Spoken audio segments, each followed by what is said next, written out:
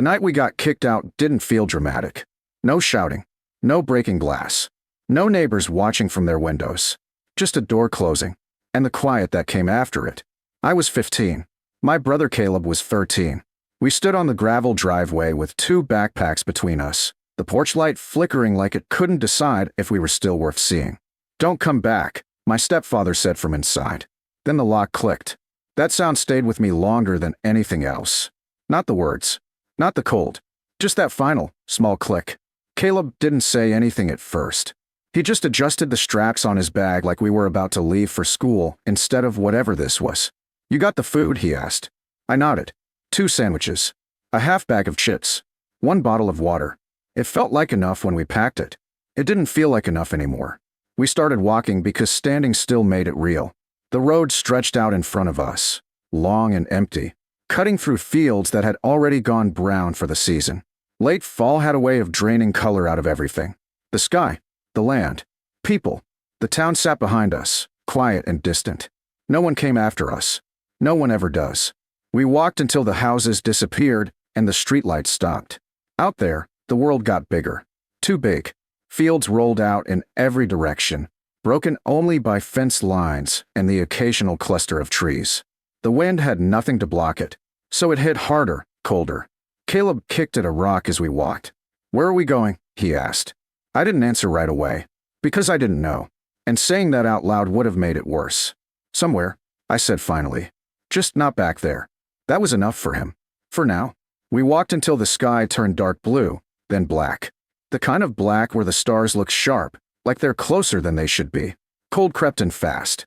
By the time we stopped, our fingers were stiff and our breath came out in white clouds. There was an old fence line ahead, half collapsed, and beyond it a stretch of prairie that looked untouched.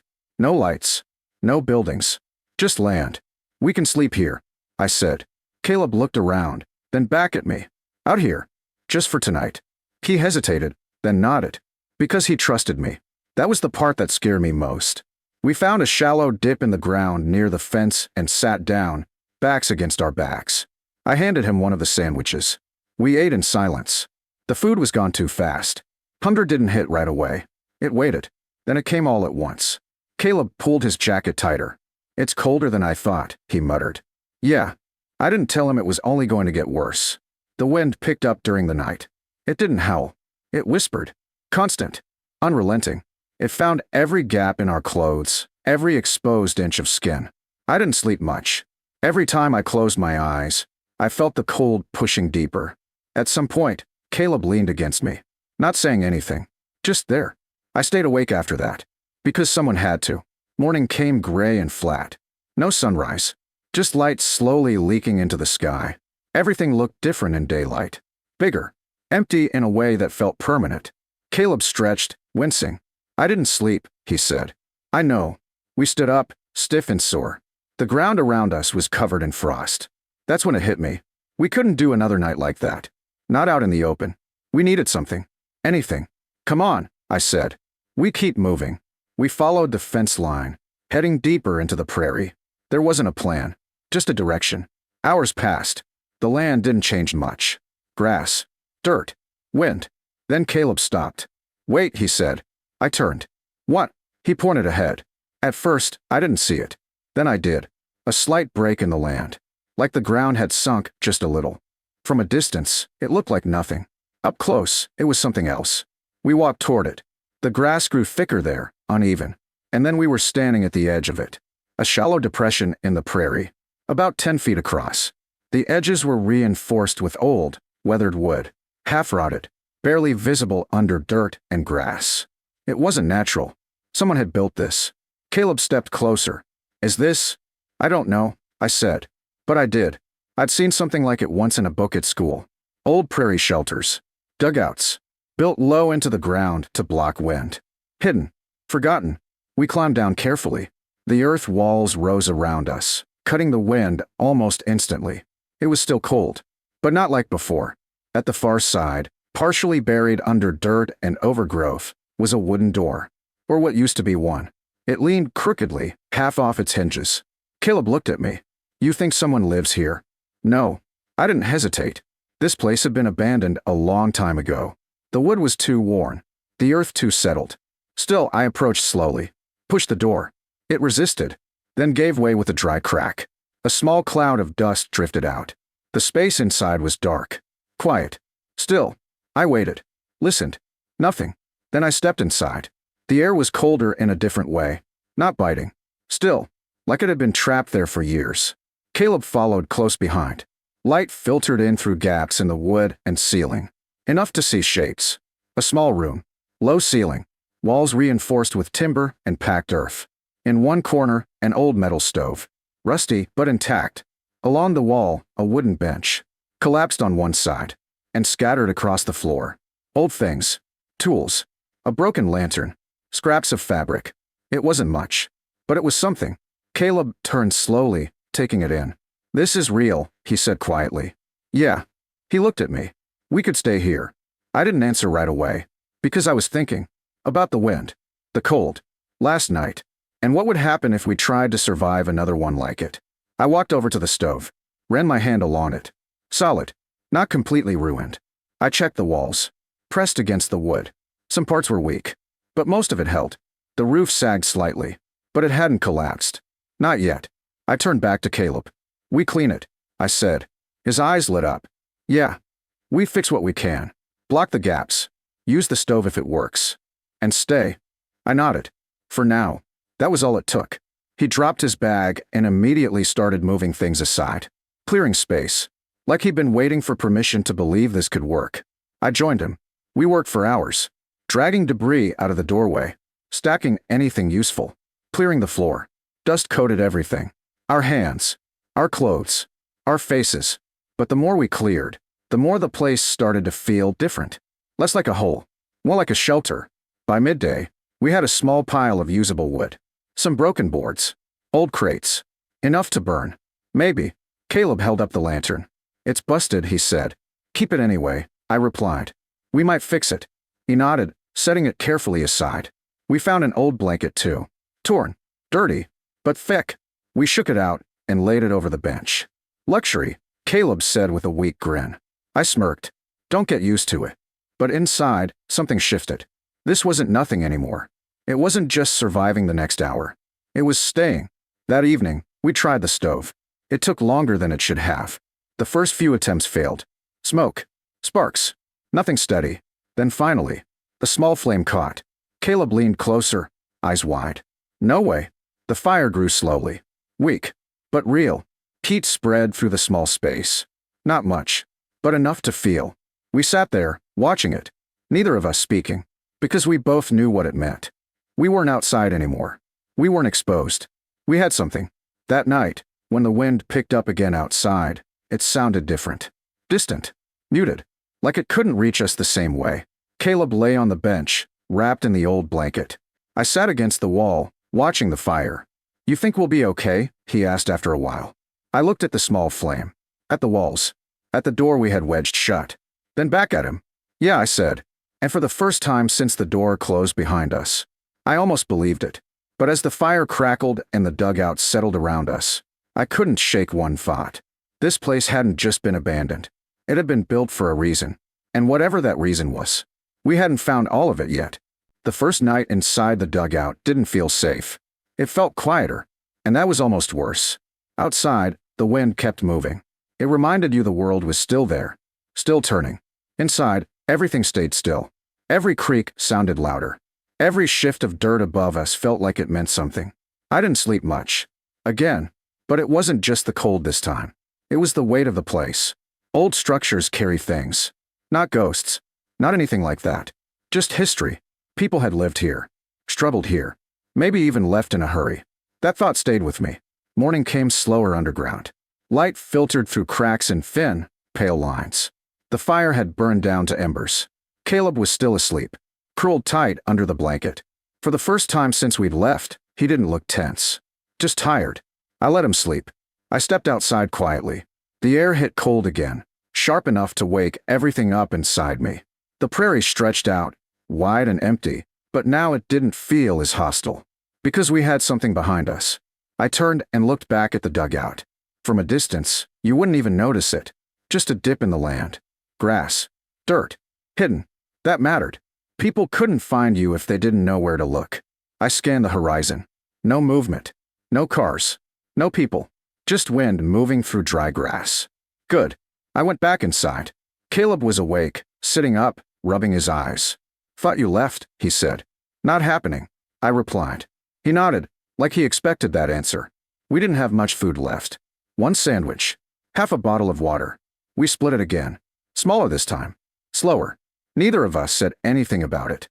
But we both knew. Food was the next problem. After that, water. After that, everything else. Survival wasn't one thing.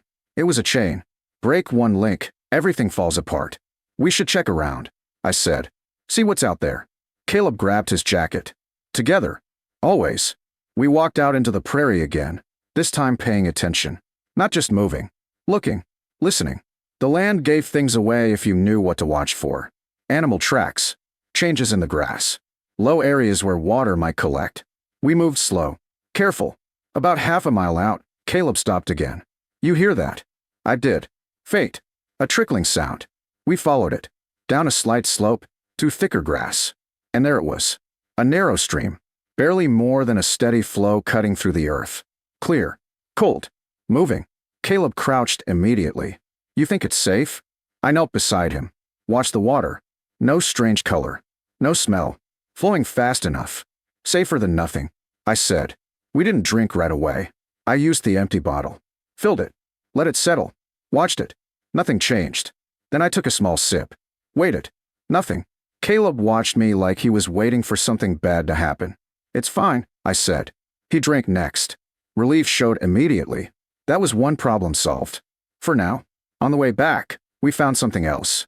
An old fence post line. Collapsed like the one near the dugout. But this one had something different. Wire. Still stretched between some of the posts. Rusty, but intact. Caleb ran his hand along it. "We could use this." "Yeah," I said. Ideas started forming. Slow. Rough. But there. We carried what we could back. Wire. Small posts. Anything usable. The dugout looked different when we returned. Not just a place we found. A place we were building. We spent the afternoon working again. This time with purpose. We reinforced the door using the wire.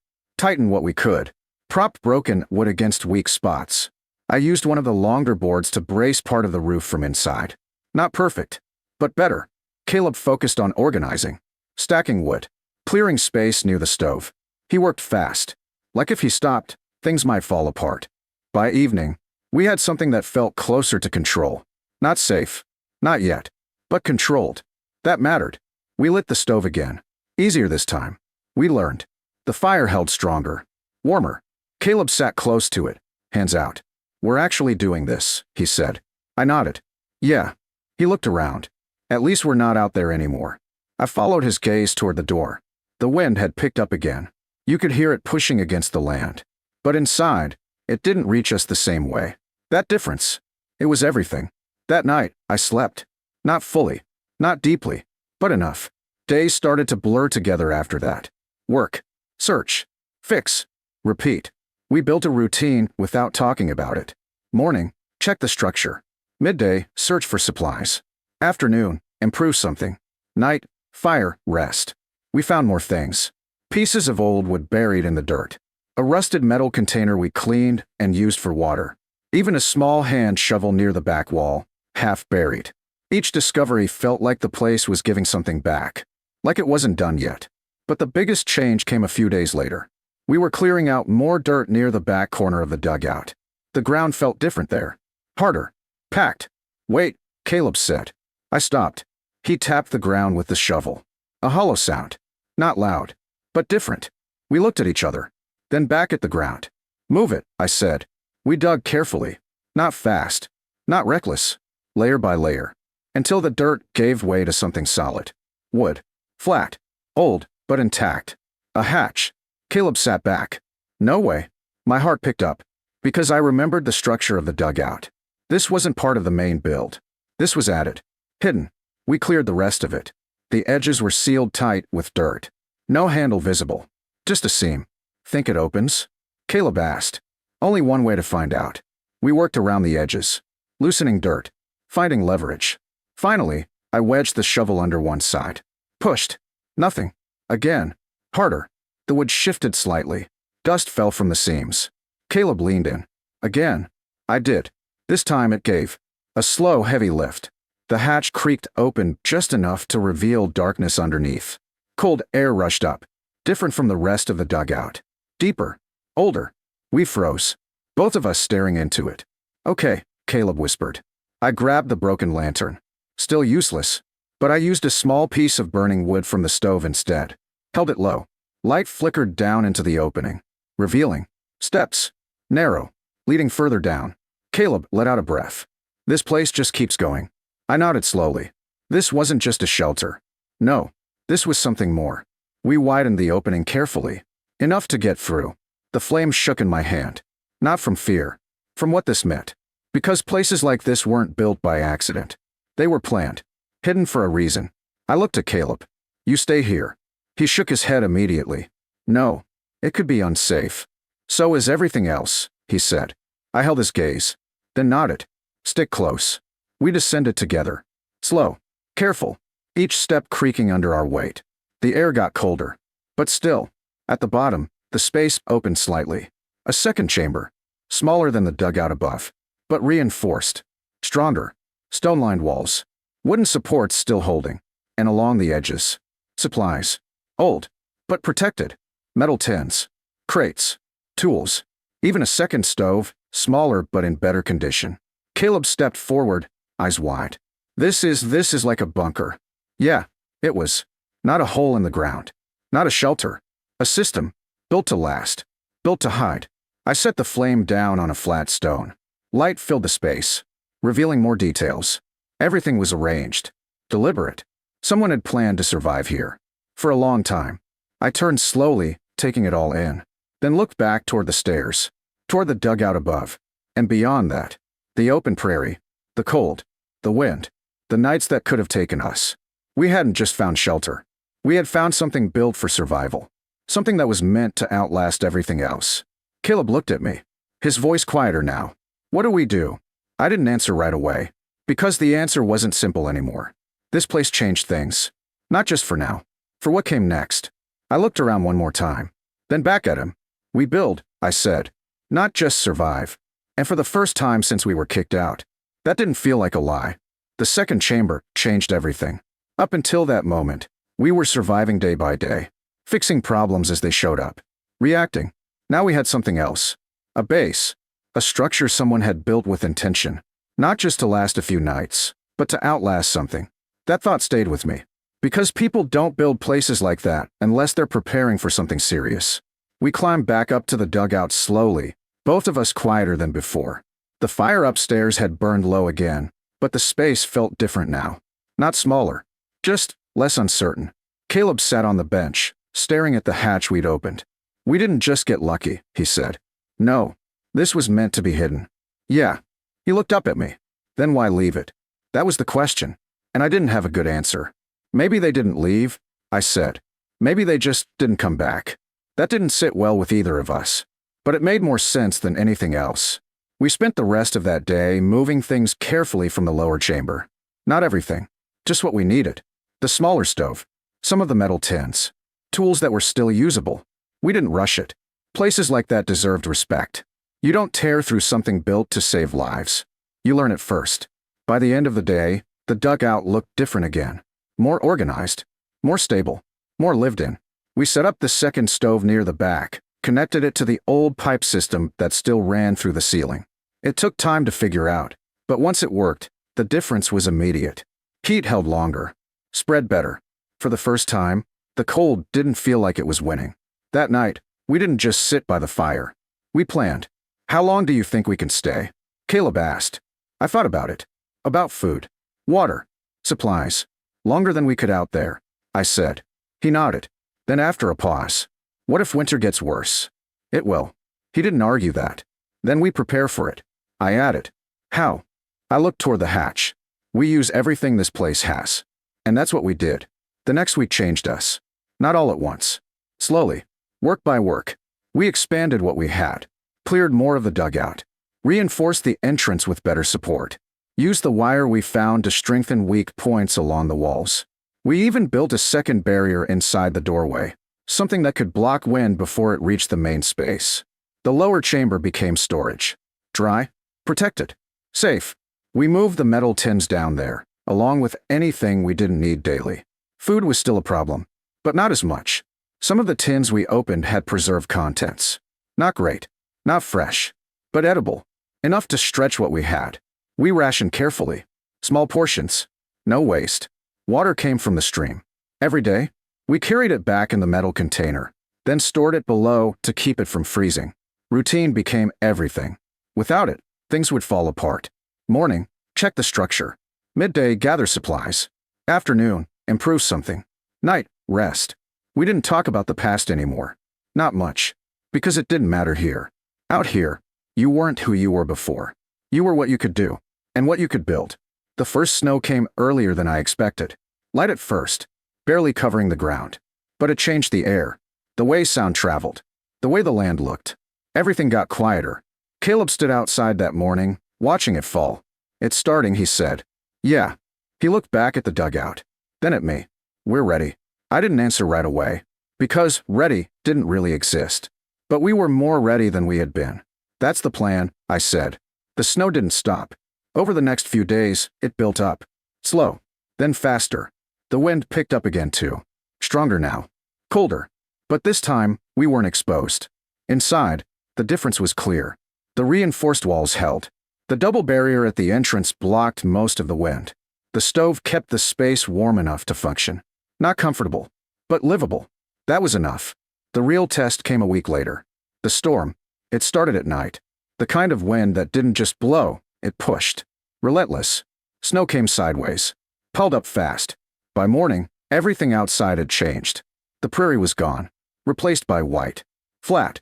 Endless. The dugout was barely visible from above now. Just a slight rise under the snow. Hidden completely. That part mattered more than I realized. Because it meant something else. No one would find us. Not by accident. We stayed inside most of the day. Checked the structure constantly. Listened. Felt. Places like this talk if you pay attention. With shifts. Earth settles. We caught small issues early. Reinforced them. Fixed what we could. That night, the wind got worse. Louder. Closer. At one point, it sounded like something hit the outer wall. Hard. Caleb looked at me. Did you hear that? Yeah. We both stayed still. Listening. Nothing else came. But it was enough to remind us. This place was strong. But not invincible. Sometime after midnight, the storm peaked.